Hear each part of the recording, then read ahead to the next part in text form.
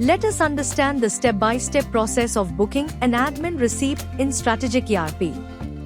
Navigate to the admin receipt form under the Accounts Payable module.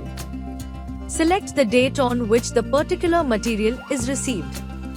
Select the project name. Select the supplier name from the drop-down. Select the admin PO number against which PO the receipt will be booked. The admin items list data will auto-populate based on the admin PO number. Under the admin items list, you can view details such as the item code, item description, unit and item type. The receipt quantity will be auto-fetched as PO quantity. In case of any modification, you can manually enter the receipt quantity as required. Enter any remarks if applicable. Save the data and your admin receipt will be booked successfully.